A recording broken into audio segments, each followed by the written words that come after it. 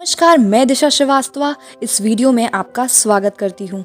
इस वीडियो का मकसद तीनों कृषि कानूनों और उसको लेकर हो रहे विवादों के बारे में आपको जानकारी देना है। तो आइए कृषि कानून के बारे में विस्तार से जानते हैं। केंद्र सरकार के कृषि कानून यानी फॉर्म्स लॉ 2020 के खिलाफ पंजाब और हरियाणा के हजारों किसान दिल्ली में धरना प्रदर्शन कर रहे हैं। आपको बता दें, जिन बिलों को मोदी गवर्नमेंट किसानों के लिए वरदान बता रही है, आखिर उसके खिलाफ किसान क्यों सड़कों पर उतरे हैं। समझते हैं कि इस आंदोलन की जड़ में क्या है। किसानों को सबसे बड़ा डर न्यूनतम समर्थन मूल्य यानी MSP खत्म होने का है।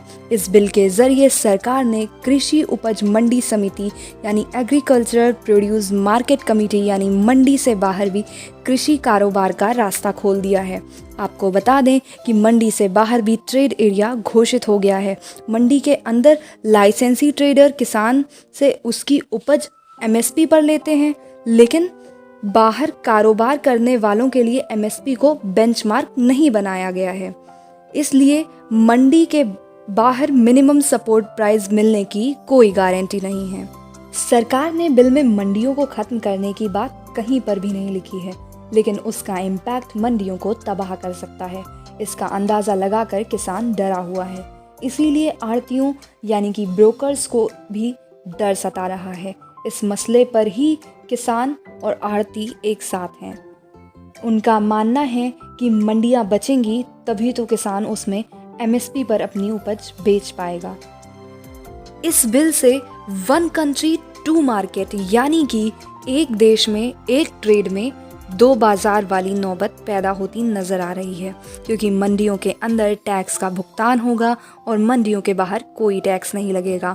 अभी मंडी से बाहर जिस एग्रीकल्चरल ट्रेड की सरकार ने व्यवस्था की है, उसमें कारोबारी को कोई टैक्स नहीं देना होगा, जबकि मंडी के अंदर औसतन 6 से 7% तक का टैक्स यानी कि मंडी टैक्स लगता है। किसानों की ओर से यह तर्क दिया जा रहा है कि आढ़तियां या व्यापारी अपने 6 से 7% टैक्स का नुकसान ना करके मंडी से बाहर खरीद करेगा, जहां उसे कोई टैक्स नहीं देना होगा। इस फैसले से मंडी व्यवस्था हतोत्साहित होगी। मंडी समिति कमज़ोर होगी तो किसान धीरे धीरे बिल्कुल बाजार के हवाले चला जाएगा, जहां उसकी उपज का सरकार द्वारा तय रेट से अधिक भी मिल सकता है और कम भी मिल सकता है।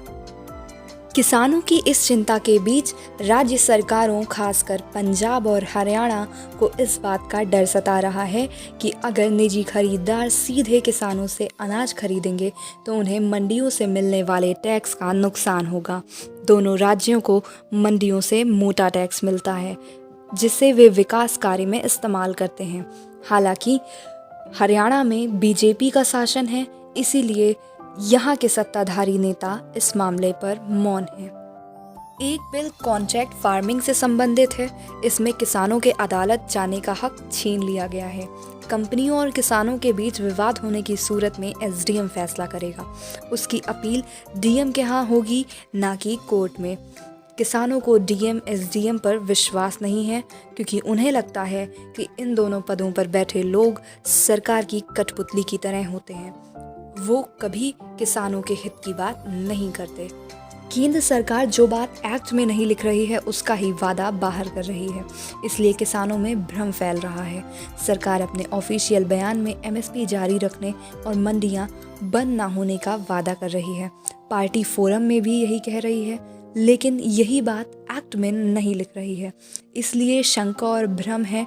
किसानों को लगता है कि सरकार का कोई भी बयान एग्रीकल्चरल एक्ट में MSP की गारंटी देने की बराबरी नहीं कर सकता, क्योंकि एक्ट की वादा खिलाफी पर सरकार को अदालत में खड़ा किया जा सकता है, जबकि पार्टी फोरम और बयानों का कोई कानूनी आधार नहीं है। हालांकि सरकार सिरे से किसानों की इन आशंकाओं को खारिज कर रही है।